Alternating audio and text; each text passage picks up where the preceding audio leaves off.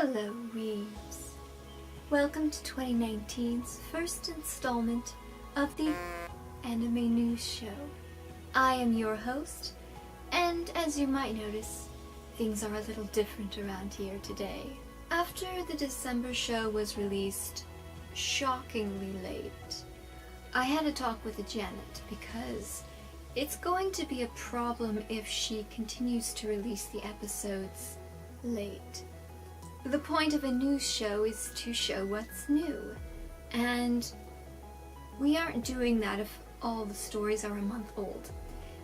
It seems her problem was that the fast-paced episodes that we had been doing required a lot of editing. A lot of editing. And with Janet's very old and laggy computer, which isn't optimized for video editing, it just ended up taking a really long time. So for today, we are going to be trying out a more leisurely pace.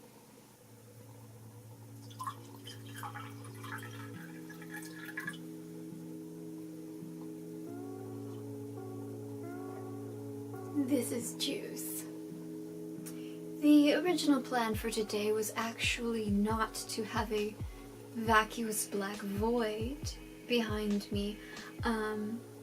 We were going to go out and buy an actual backdrop, but between the two of us we couldn't scrape together enough change for bus fare. Which reminds me that as an incentive to help motivate Janet to edit faster, I told her that if she exports this video by January 10th, she can include my call for sponsors in the mid-roll. I had wanted to wait until we had a stable series going before asking viewers for financial support, since I personally believe that one should have a good product before one asks for people to pay for it. But if I can use this as a carrot to dangle in front of Janet's nose, then I will. So without further ado, let's get into the news. A teaser video was released for Rainy Coco Side G. G referring to girls, since unlike the previous 4 seasons of shorts which starred male characters, it's been recast with female characters. Now, despite my love for anime boys, I praise this move. I made an attempt to watch Rainy Coco a while back, but it never developed the characters or gave them any depth. They were just shallow, generically nice, and unfortunately that's all a fatal flaw if the series wants to attract a female viewership. And that's not me being shallowly sexist, it's based on my observations of people's response to various media and my many years of reading anime reviews and correlating them to the gender of the reviewer. Anime in the genre of cute girls doing cute things can do pretty well at attracting a male viewership, since to them, character development is generally not as important as character activities. But cute boys doing cute things generally doesn't work out so well if you want to keep the ladies' attention. It's going to have to be cute boys with angst or tragic backstories and occasional trials and personality conflicts doing cute things. Anyway, I think it's for the best to relegate this to a show with a cast of girls and try to get some gents to support the franchise from here on out. It is starting this season, the Side G, so I thought I would give it a little support boost since it might not get as much attention being a sequel season rather than a brand new launched show.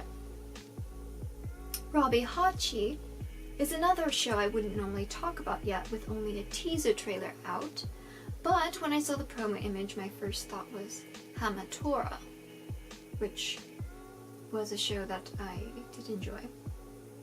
The 2 leads look like the older versions of the leads in that show, and it has a similar colorful aesthetic. So I took a look at the creative team to see if there was any overlap between it and Hamatora. But there wasn't, but I did notice that it's being directed by Shinji Takamatsu, also known as the guy who makes all the good comedy anime, often featuring the signature ball-tossing scene. What's it about? Well, in the words of the narrator in the official English subbed version of the teaser, space, the final tourist spot. These are the voyages of Robbie and Hachi, to explore strange new activities, to seek out delicious new cuisines, and, well, you know the rest. The series is planned to launch in spring 2019. Since this might be my last chance to talk about it before its February release date, I'll mention that 2 teasers for the Royal Tudor movie have been released, one of which shows the new characters. If you want to hear more about it, check out the first episode of this news show. The first full-length trailer streamed for Demon Slayer, which adapts the Shonen Jump manga by Kyoharo Gotoge. Following the quest of a brother who is trying to turn his demonic sister human again, the anime launches in April 2019 and is animated by Ufotable. Which, correct me if I'm wrong, but the last time Ufotable adapted a manga into a TV anime was 2007. All the TV series since then have been based on games. Fate, Tales, God Eater, Token Ranbu. Those have all been games of some sort. With games, I imagine you have some leeway on the plot because they're inherently set up to have different routes and endings. So it will be interesting to see the studio go back to a more rigid story now that their animation looks a lot nicer than it did back in the mid-2000s. Speaking of Fate, Ufotable is not producing Fate Grand Order Babylonia. I'm not going to bother trying to say the full title. Rather, Cloverworks, who recently adapted The Promised Neverland, is producing the first full TV series based on the smartphone game. A short teaser was released featuring the voices of Gilgamesh and Enkidu. The release date will be sometime in 2019. The theme for the series was based on a survey to fans. The quest based on Camelot took the number 2 position, and it will be getting a 2-part film project. Hoshiai no Sora seems to be a drama-oriented sports show about a struggling middle school tennis club.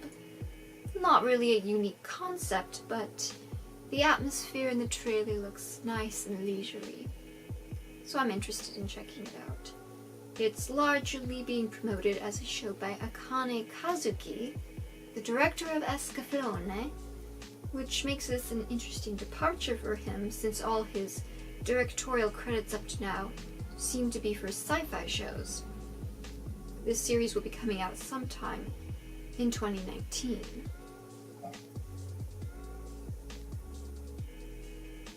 And what else is coming in 2019? Well, we have 2 original anime projects.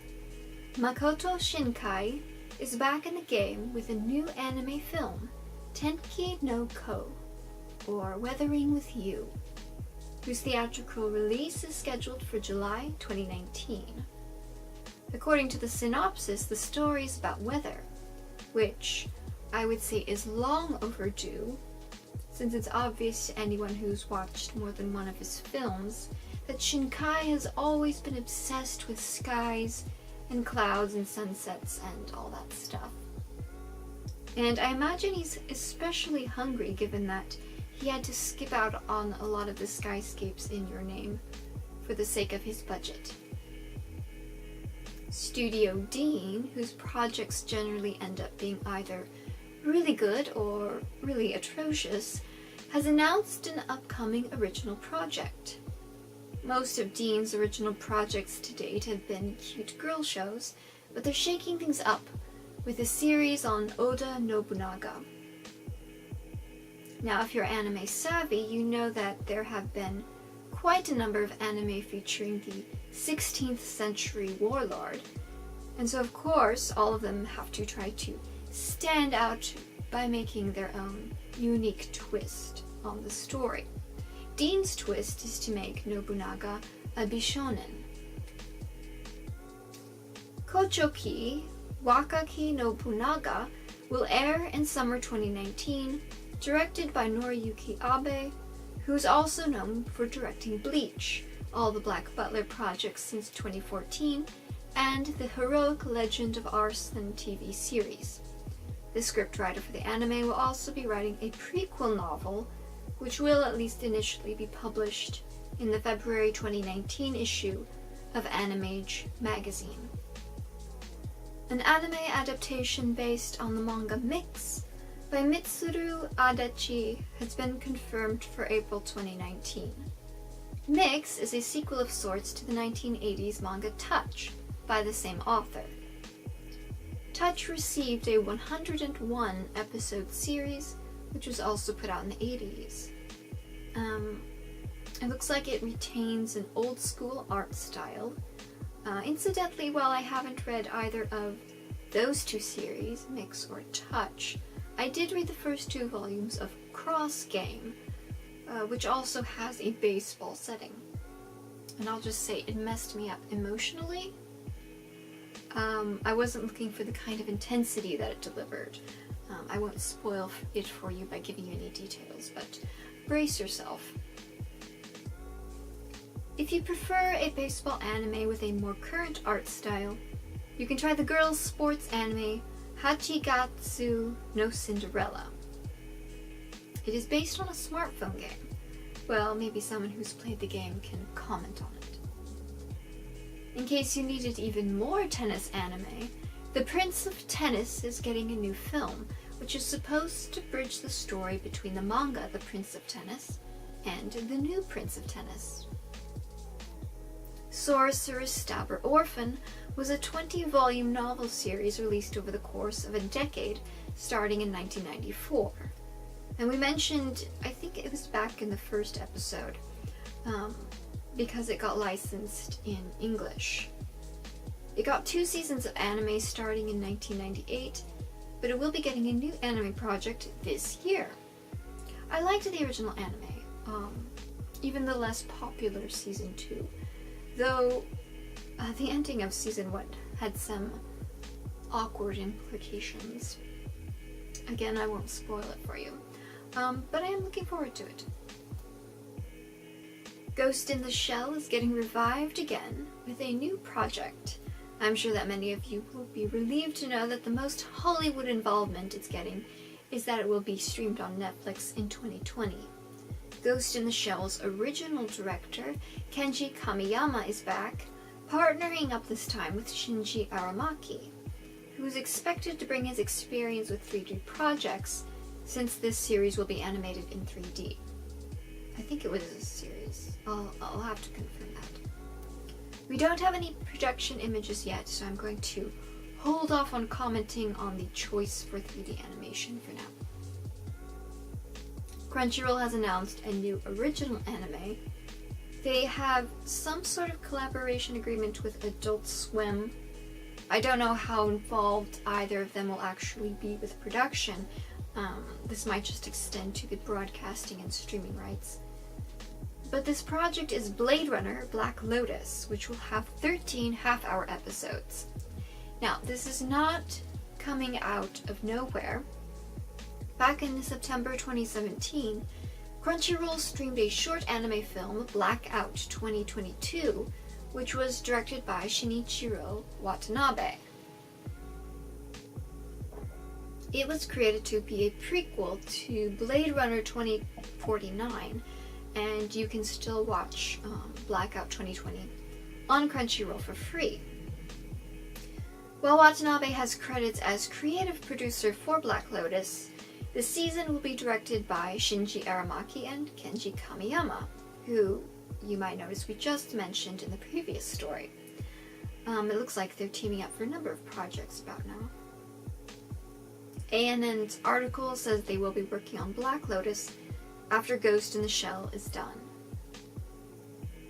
Crunchyroll's announcement said they were producing the series alongside Alcon Entertainment, and I wasn't familiar with the names, so I looked them up, and apparently they were the studio behind the film Blade Runner 2049. So I suppose they were the ones who financed Blackout 2022. I found an article about Alcon in Variety from February 2018, where the CEOs said that despite the financial losses they had incurred from the feature film, they, quote, remain committed to expanding the Blade Runner universe. So I suppose this new 13-episode project is going to be part of that intended expansion. That's been new anime projects, so let's move on to follow-up seasons. This one's only a partial though. Double Decker is getting 3 extra episodes to be released in February, March, and April. I hope the plot intends to expand more on the information that we got toward the end of the series. Because near the end there was, well, it was frankly an information dump, and it didn't really go anywhere. So I'd like to sort of entangle some of the threads that were teased. Remember Bakumatsu, which I roasted hard back in whenever this first episode was? Well, apparently it is getting a second season, which I don't know if that means it ended up doing well, or if this is because it was just given a second season through sheer force of will on the parts of the rights holders. Oh, it looks like season 1 is getting a complete series release in February.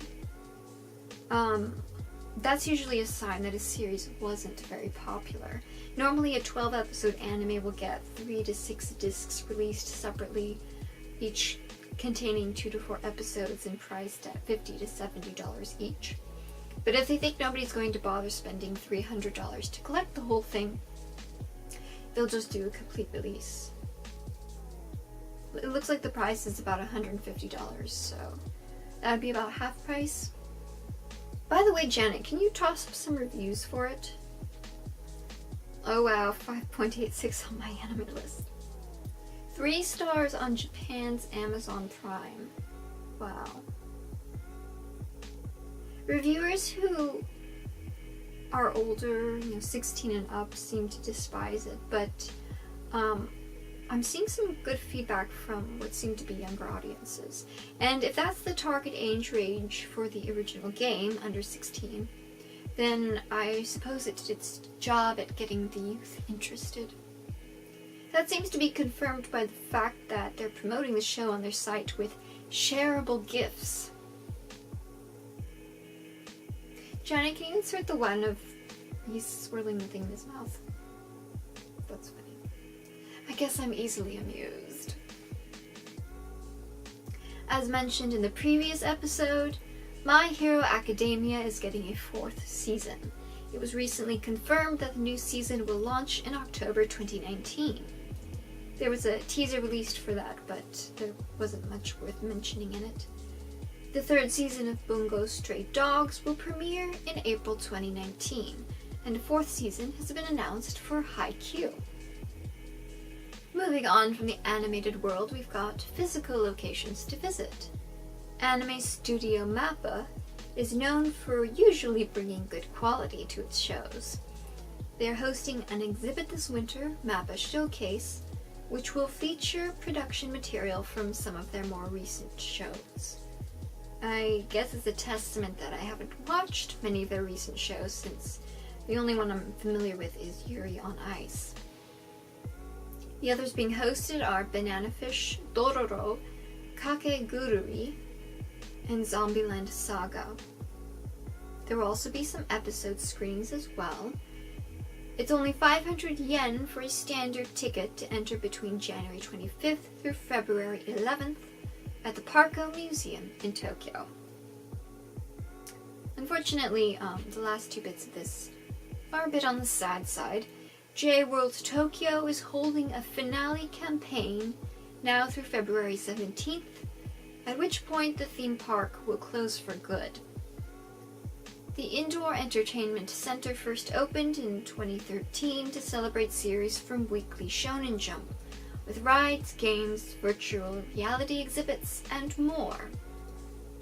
Almost as old as J-World is Asagaya Anime Street, which was meant as a locale in Tokyo to host businesses that would attract anime fans closer to anime studio locations. Unfortunately, between the high cost of rent and strict rules about what shops could and couldn't do with their design and displays, it wasn't very business friendly, and as a result the street has been almost completely empty for a while.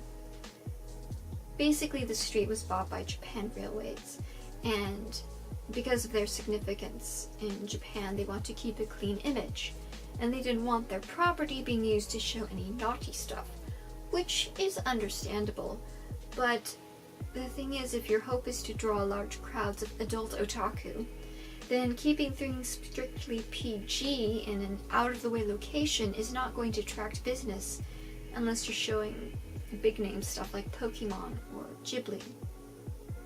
Anime News Network had a picture of the one business that was still there in 2017, which was a theme cafe.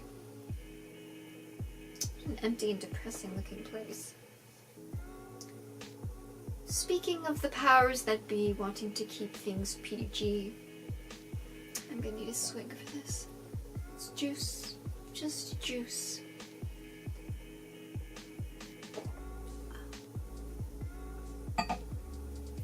This was a story that Nijimen picked up.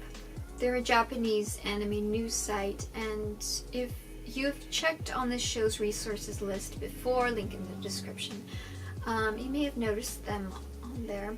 Anyway, Nijimen drew some parallels with a recent story that broke from New Scientist about UK police crafting an AI for crime detection, and their article compared this to the crime detection system used in the anime Psychopaths. In Psychopaths, people live in a highly concentrated urban environment, and to keep the peace, everyone who shows abnormalities in their brain scans is considered a latent criminal. Latent criminals are forced into treatment. Those who do not respond are kept imprisoned for life. While many genuine criminals are caught, anyone with abnormal thought patterns are caught in the net as well, including artists and free thinkers. Books that are known to induce abnormal thoughts are censored. Since everyone only reads digital books, it's easy for the government to edit the text to make sure that nobody has a subversive copy that could cause bad thoughts. This is straight from the New Scientist article. Quote, "The idea is that individuals flagged by the system will be offered interventions, such as counseling, to avert potential criminal behavior.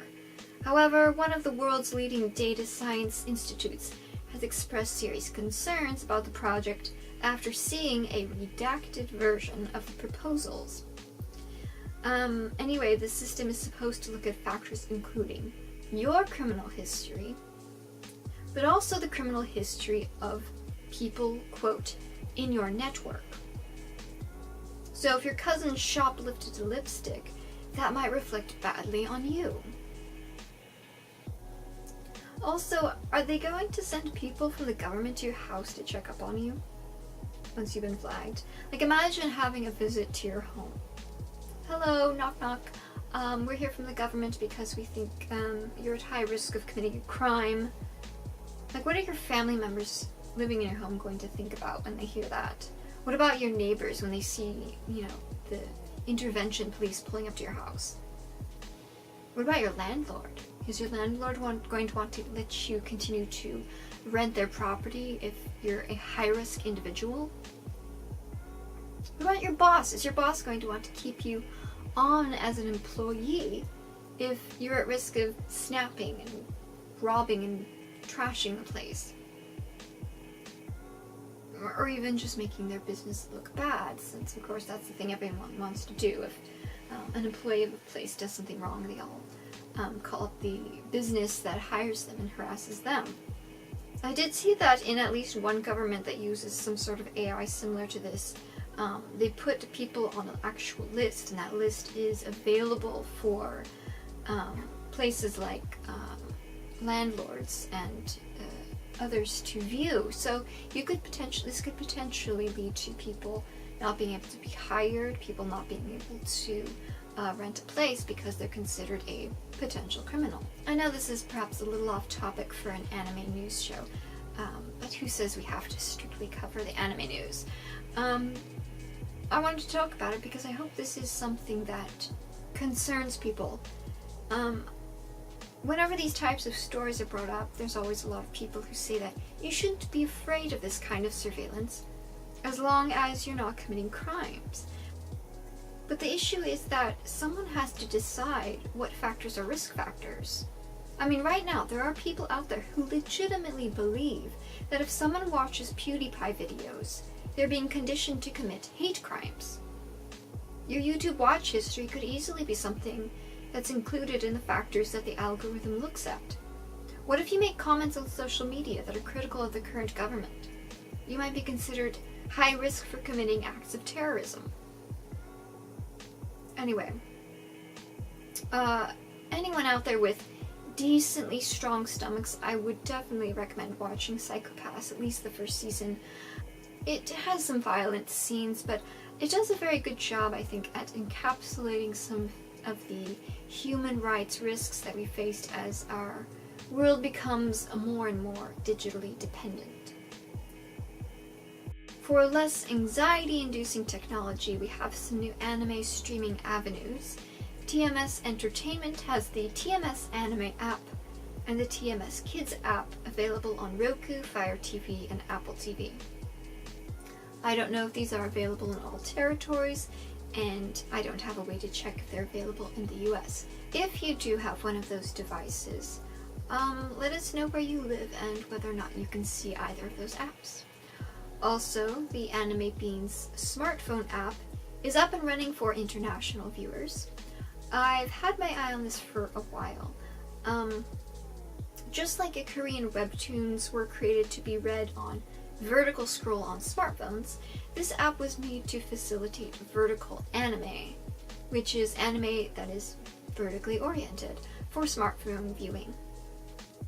I remember that the release of the app was initially delayed, and I honestly thought it was going to be delayed indefinitely, but it looks like it came out after all. With their international launch, 10 of their series have English subtitles. The app itself is free, with microtransactions, of course. It seems you can buy points and use the points to unlock premium episodes. $1 can buy you 120 points, so I guess each point is supposed to be roughly worth 1 yen. Based on the screenshots in the iTunes store, each episode will cost you between 36 and 50 points to rent for 1 week.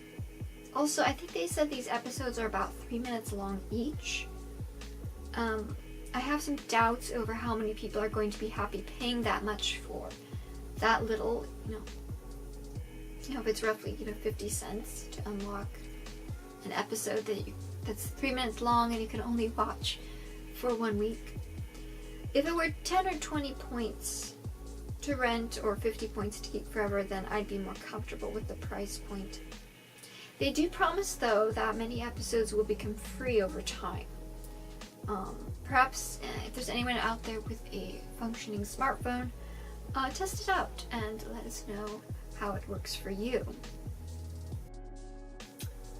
As I mentioned at the beginning, as incentive to Janet to edit quickly, I told her that if she can export the video by January 10th, she can include my clip where I beg for donations.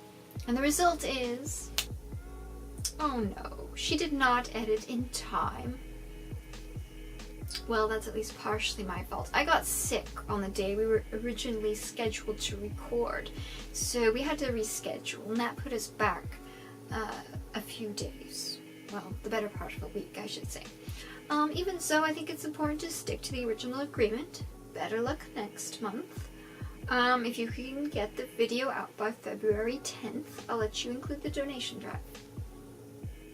I'll also mention now, in case someone were to ask, since some of the websites we use as sources request donations, if there comes a time when this show is getting enough money as donations or ad revenue, if that becomes a thing, we'll make sure to pass along some of that generosity to the sites that we visit to help make sure they stay in business, because without the English journalism sites, I'd have to be making wild guesses about the news by reading Google translated versions of Japanese sites instead.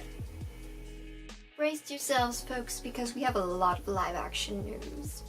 The first isn't so bad, in my opinion, since production of it is staying in Japan.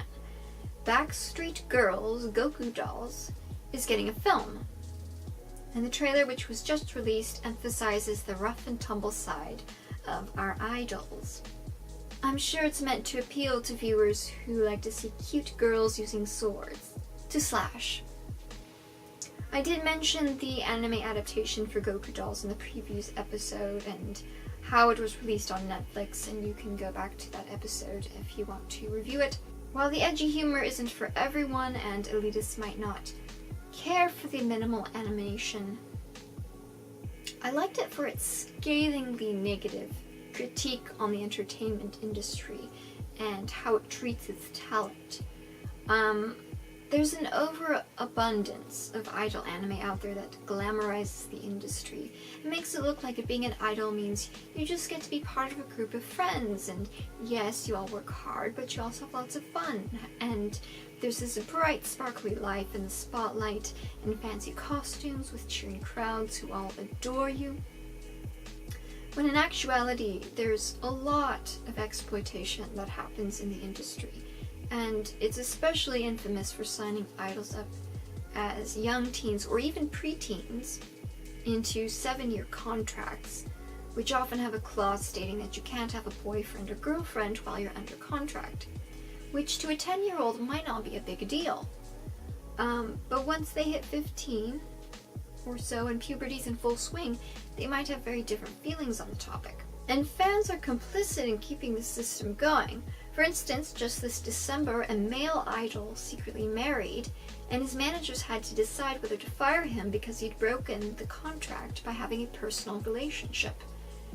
There seemed to be some debate whether to fire him or not, so they took the question to the moneymakers. They took the question to Twitter and asked the fans, and out of more than 100,000 votes, over 50% voted that he should be kicked out for betraying trust. Fortunately, I found an update saying that he got to stay in his band after all, which is a lucky break for him. And while there have been some recent legal rulings in Japan that challenged the no relationship rule as draconian, it's still in force for hundreds if not thousands of idol contracts. And supposedly the idol and boy band girl band system is even worse in South Korea, for any K-pop fans out there.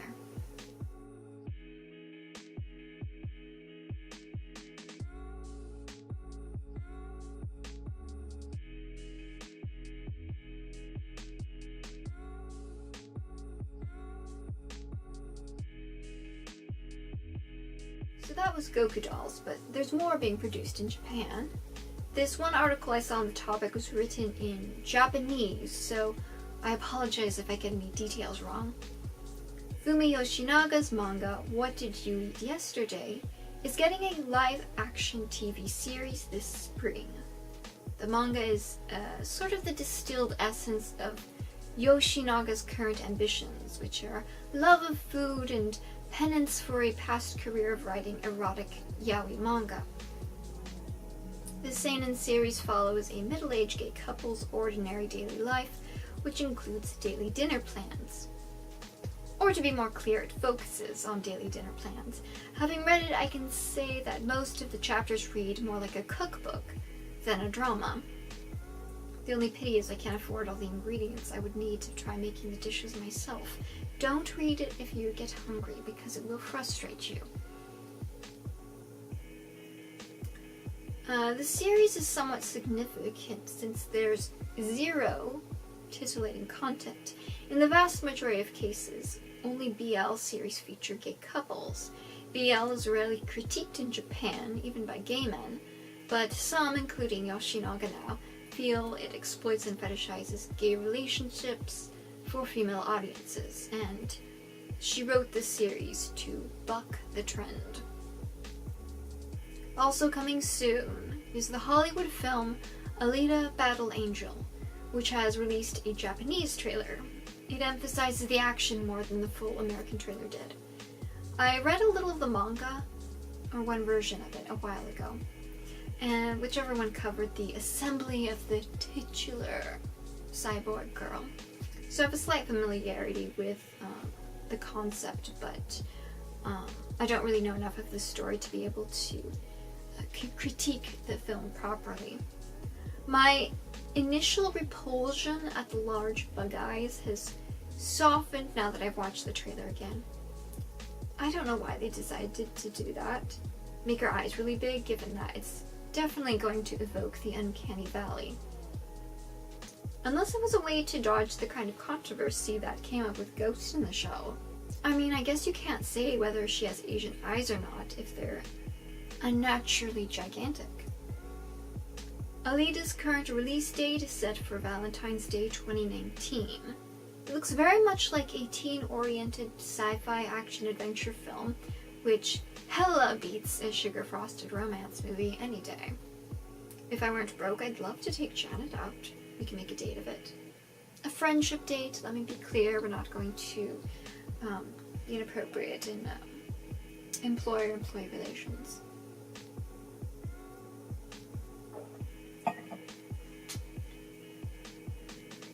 So, a while back it was announced that Your Name, the ultra-popular Shinkai film from 2016, would be getting a Hollywood live-action adaptation.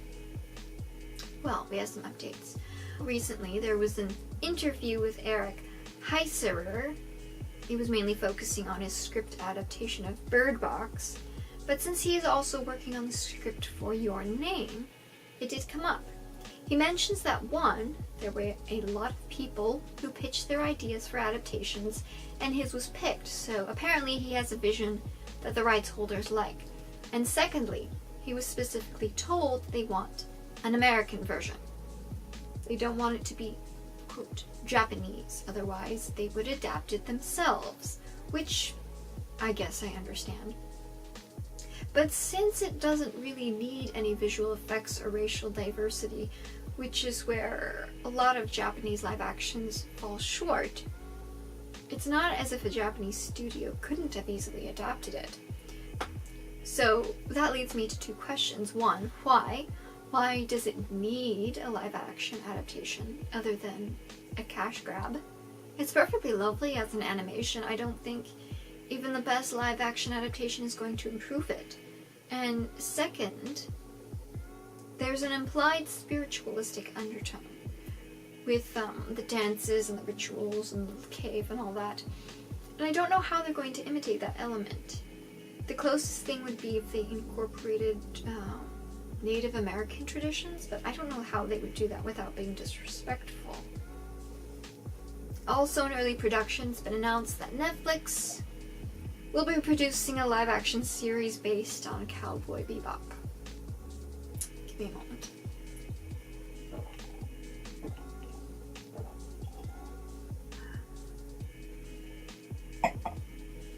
Yes, I know everyone's asking, why? For me, I can only express my frustration as someone who doesn't really like Cowboy Bebop all that much, which I know is a heretical opinion among anime fans. I watched it, I didn't particularly enjoy it, but I did respect the aesthetic. And so for me, that is what makes Cowboy Bebop special. It's the art of the animation. And when you take that away, to me, you take away a big part of what made it special in the first place, when you're turning it into a live-action project. Unless you're doing a high-concept adaptation in the vein of Sin City, then you're taking away the one thing that really makes Cowboy Bebop what it is, in my opinion. And personally, there's some things I don't think are going to look good when you try to translate them to live action. What especially comes to mind is Faye's silly yet iconic yellow outfit.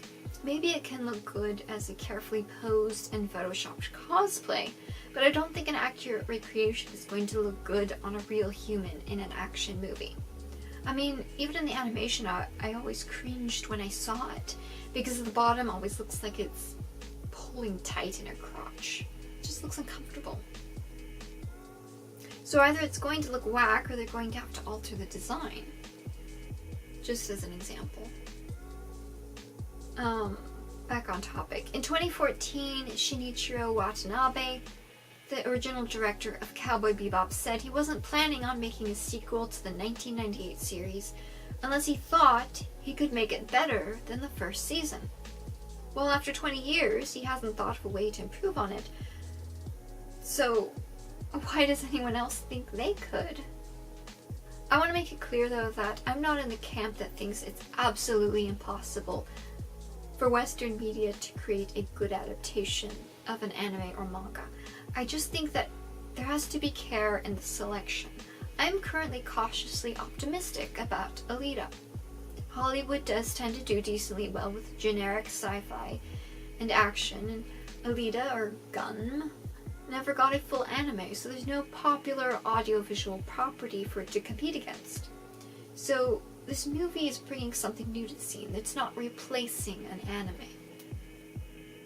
There was supposed to be a Tiger and Bunny live-action film, but the studio heading it made some poor decisions and they went bankrupt before they could actually get around to adapting it. But I think that's a project that could potentially have been done very well. But is Netflix qualified to handle this project with the care it needs to make an experience that surpasses the original? Well, they certainly took liberties with Death Note, as we all know, and the vast majority of viewers seem to agree that it was a disaster, at least in regards to its disrespect of the source material. But Netflix, you could argue, put out Death Note in 2017. It's been a year and a half since then. Perhaps by now, after all the criticism, they will take their adaptations more seriously. Well, that seems to not be the case.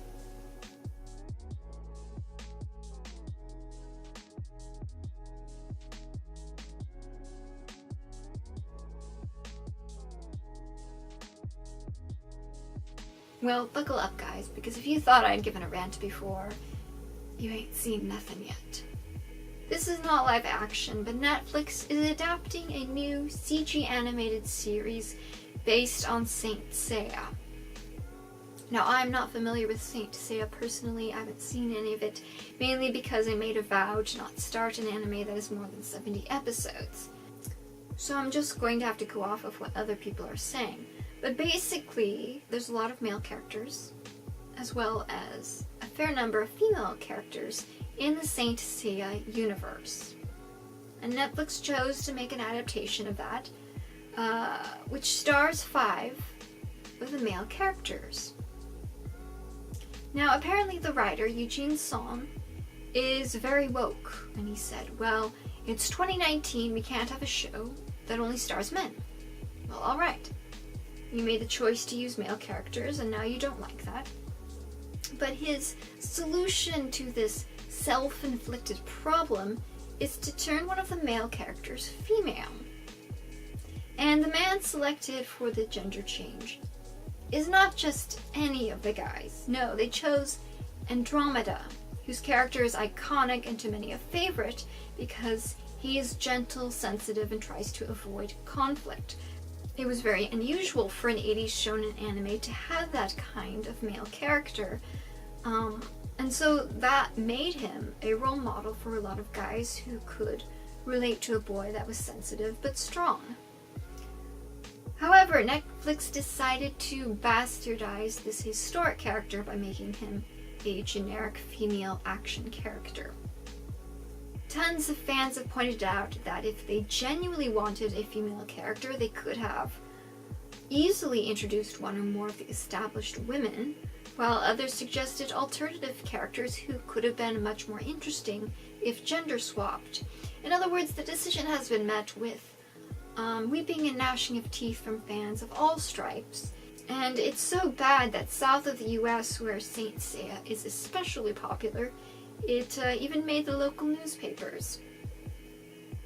Now, Son got very defensive over the decision, trying to act like this was some gift back to female fans, claiming that girls have loved the original anime and manga since back in the day because of its strong female representation, which makes me question how well he really understands those audiences.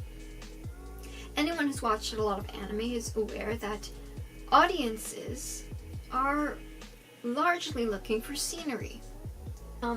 Throw up some of the shows that girls are flocking to, alright? How many female characters do you see there? And let's switch it up. Here's some popular anime for guys. How many boys do you see? So, to act like girls only watch anime that has strong female characters, and not because they want to appreciate handsome boys, to me that shows a deep misunderstanding of anime fandom. And I looked a little into the original plot, and just from browsing it, I have to say Saint Seiya looks very reminiscent to a harem. Or some might say a reverse harem, with a bunch of boys who are out to defend and make much of their revered lady. I mean, look at this. You think girls are passionate about this show because of the strong women? No, it's the strong deltoids, my friend. Because of his comments, I really doubt his qualifications to adapt anything from Japan, which is a pity because for CG animation, I actually don't hate how this looks. If not for this whole controversy, I would have probably tried it out. This makes me think that it would probably be a very good idea for these companies who are adapting material to hold focus groups with established fans to discuss potential changes. For those who don't know what a focus group is, it's when you pull together a group of people from the public, from different backgrounds typically, and you ask them to give you feedback on some sort of product you're thinking about releasing. And that's because responsible product creators know that they work in an echo chamber, and that there can be a lot of different perspectives and attitudes towards the same things. And if you don't address those problems before you release the product, then you could have a very expensive mistake on your hands. For instance, if you want to develop a new flavor of potato chip, and you think it tastes great, but then you hold a focus group and half of the people in it said that your chips smell like stinky feet and they don't want to eat them. Well, it's a good thing you found this out now before you manufactured tens of thousands of bags and they didn't sell because people gave them bad reviews. Because you asked for early feedback, you have a chance to fix the product and avoid a potential very expensive faux pas. In this case, you have hundreds of thousands, if not millions of dollars that have already been dumped into developing this show, animating Andromeda as a girl. And you can't just go back and undo that. The show's already been animated. Now is too late to ask for feedback. Mr. Son deleted his Twitter after all the backlash, which could have easily been avoided if he bothered to have a discussion with some hardcore fans about possible tweaks to the story. I want to end this with a personal message, actually, to Son and anyone else who wants to improve female representation in TV. As a kid, I hated the trope in action and adventure shows where you have the group, and it's 3 or 4 guys and then 1 girl. Always exactly 1. And it made me feel like she was the token girl. And the only reason she was allowed into the boys-only club was because she was considered an honorary boy. He wasn't like the other girls. So if you're actually concerned about inspiring the young girls watching your shows, then please, for the love of Athena, have more than 1 girl in your gang. I'm sure that was a big factor in why Frozen was so massively popular. You had 2 girls. They gave little fangirls a choice in who they liked better, and which one they'd rather dress up as. Anyway, my rant there is off. Thank you for listening. Sorry for turning this into a commentary video, but this is the anime news show. Who cares what we do?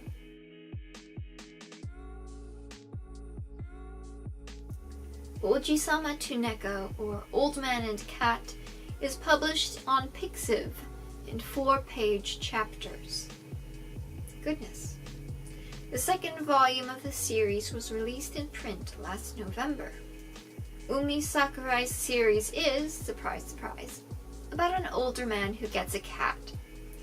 That is Natsume and Nyanko-sensei in 50 years. It's in the news now because the series got a 15-second promotional video voiced by Joji Nakata. At first I thought he was actually voicing the cat, but apparently he voices the human. You are welcome to browse the Japanese version for free on Pryces. Sue Morishita is wrapping up Shortcake Cake. It looks like it will end with volume 11. Viz is publishing the English edition, by the way. It will probably end this March, but she's getting an early start on her next series, which will launch at the end of December 2018.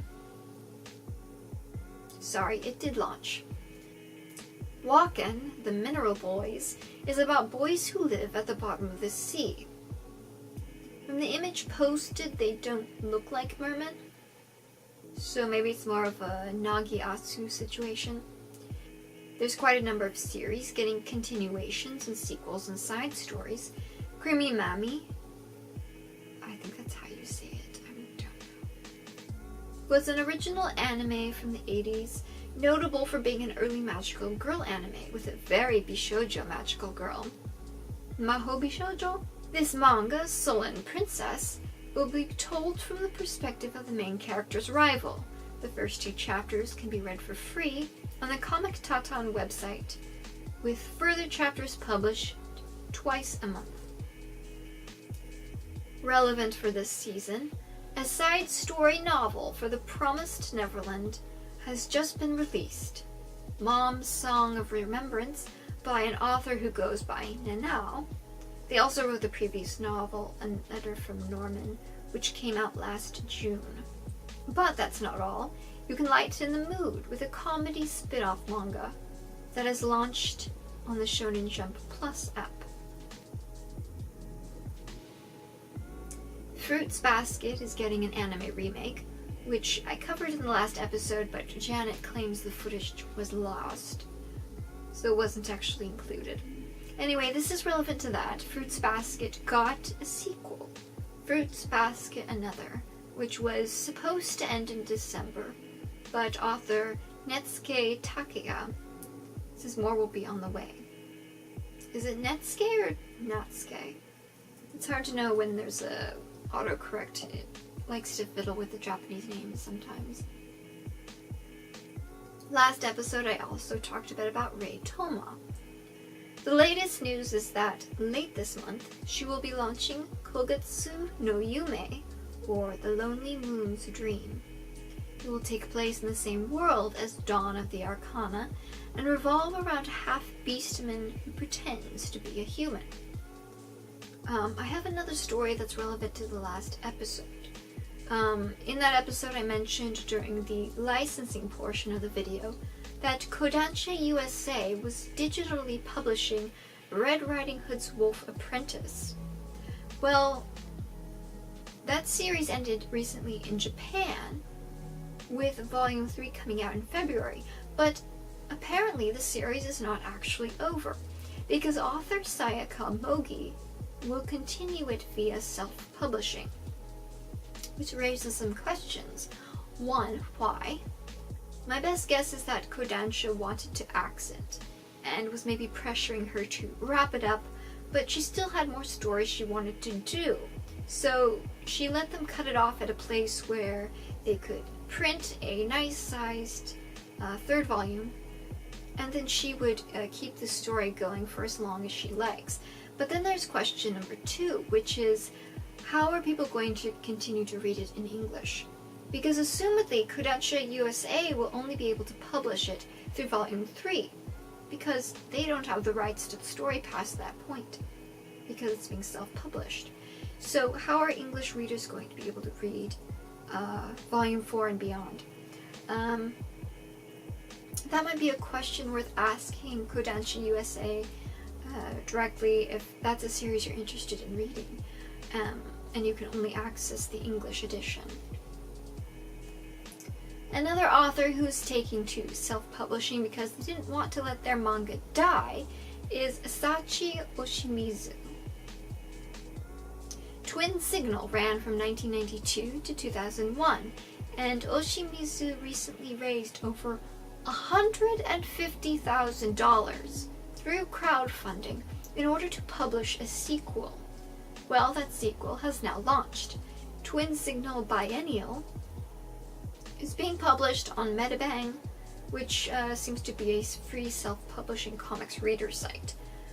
Well, I should hope it's free, given that the fundraiser raised over 17 million yen. The art is old school. I guess the story from the original had a lot to offer to convince people to empty their pockets for a sequel. Oh, it looks like Metabang also has the original series as well, and you can browse the first couple chapters for free. I wonder if it's because it's an older series and the author has rights to reprints. I seem to remember reading something about it working like that in Japan, that if a series goes out of print, all the rights revert back to the manga artist, and they can then take their work to any publisher they like to get it reprinted. And a lot of them have turned to digital publishing since there's basically no upfront expenses. But don't quote me on that because I don't know anything about publishing laws. Published more traditionally, Hoshi no Hitomi no Silhouette by Aoi Hiragi is getting a sequel. The original manga ran in the 80s, but the new story takes place 20 years later, which means it starts around 2010, assuming the characters live in line with the era when the stories were written originally. But I can't say for sure because I never read the original. Here we have a little diversion into novels. Some would probably say that the 12 Kingdoms series is a classic by now. 12 volumes have been published so far, though the two most recent ones, published in 2001 and 2013, seem to be collections of short stories. Another volume, set in the same world, was planned for 2016, but the first draft has only just been finished. Editing and publication should take place sometime this year. I haven't read the books at all, but there was an anime adaptation based on it, which I saw some of. I think it was about a girl who gets whisked away to a fantasy type of world, which is a rather generic premise, but it sort of had a serious edge to it, which was a bit unusual. Perhaps it was too serious because I think I got bored of it after a while. It might be worth trying again. Is there any place that streams it right now? Tokyo Pop published all except the last two books that covered the main story because, of course, they wouldn't get around to publishing the whole thing. Moto Hagio launched a sequel to the Po Clan called The Po Clan Unicorn. It was only published for 3 months before going on hiatus last July. Publication is planned to resume in March 2019. But she hasn't been completely lazy this whole time. It looks like she's also currently publishing Queen Margot.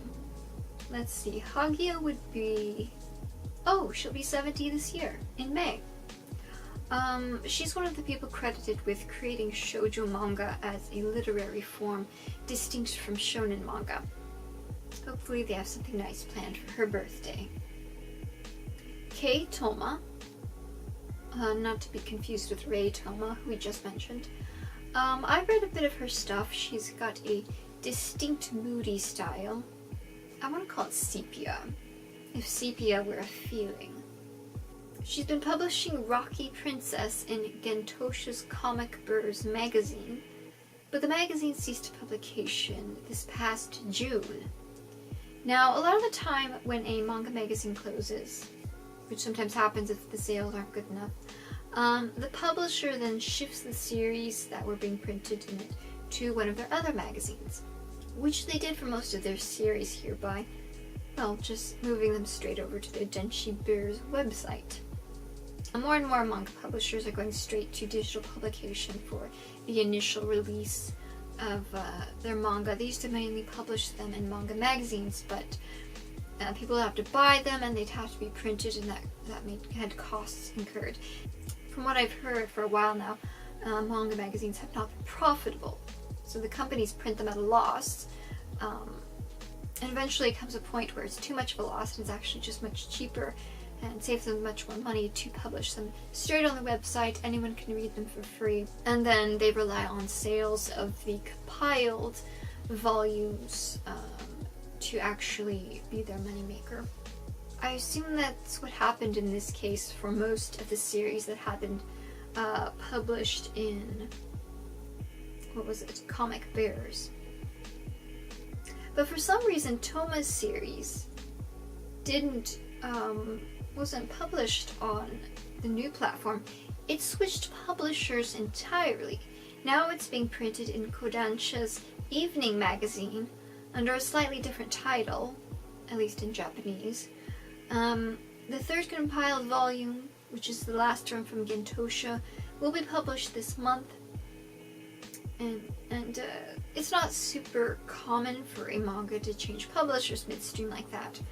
But if they do, they'll typically change the name slightly. Tomato? I wonder if that's an autocorrect. Ms. Ninomiya, creator of Nodame Cantabile, is putting her current manga series, Nanatsuya Shinobu's Jewel Box, on hiatus again after a brief comeback. Her health concerns were cited. It seems like every month another manga author has to go on hiatus for health reasons. Considering that they probably don't get many vacations and the work involves a lot of sitting and repetitive motions, it's not surprising that they get spinal issues and carpal tunnel and burnout and all that stuff. It's unfortunate.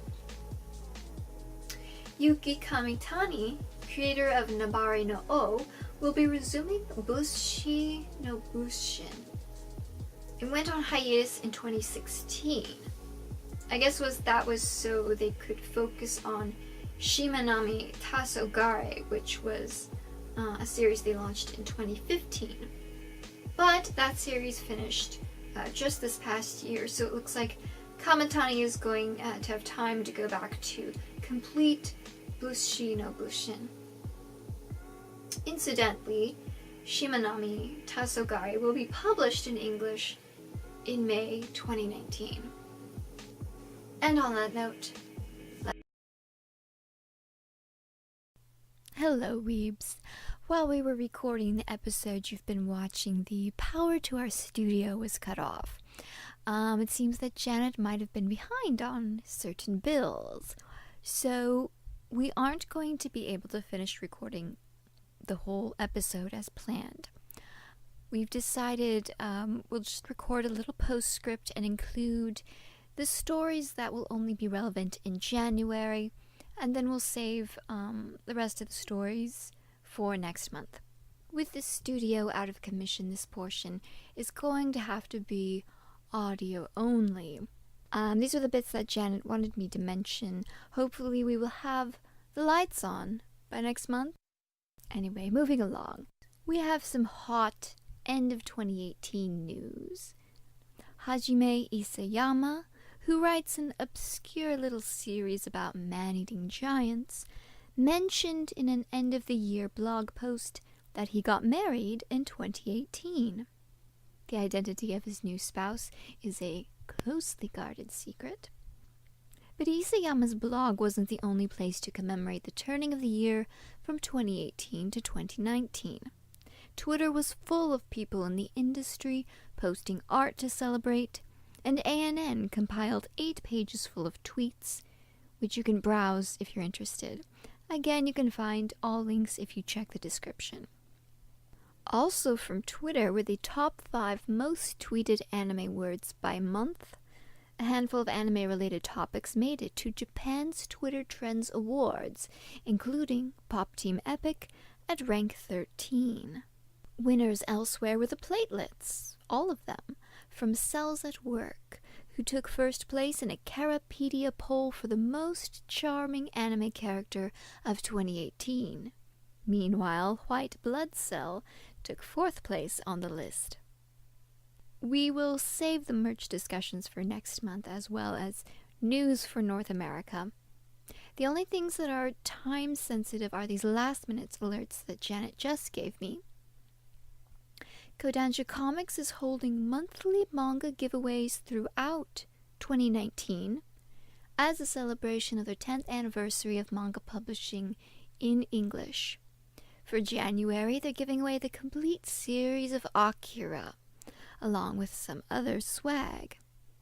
You can also read an interview from 2016 with Katsuhiro Otomo, who created both the Akira manga and the anime film.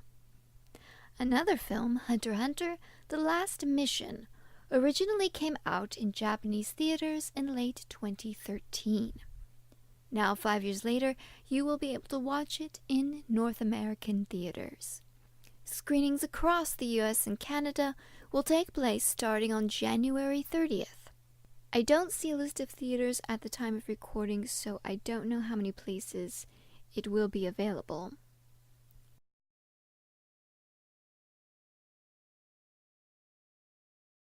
And that's all the news that's especially urgent.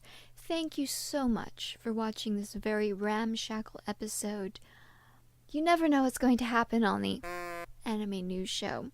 Again, if there's any piece of news that you found especially interesting, you want to learn more, you want to talk about it more, please do visit the link in the description. It will take you to a full list of all the references used in this video. I also want to reiterate, just to make sure everyone's clear, that this series is for entertainment purposes only. We should not be considered the ultimate news source. There's only so much time you can spend researching all of these stories, and it's quite possible we get some details wrong, and some of our analysis may be wrong as well. So please don't spread fake news. Please always verify the information that you're learning in this video, as well as making sure that you're supporting the actual news providers. And with that, this has been your host, signing off. I hope you have the very most wonderful 2019. Goodbye.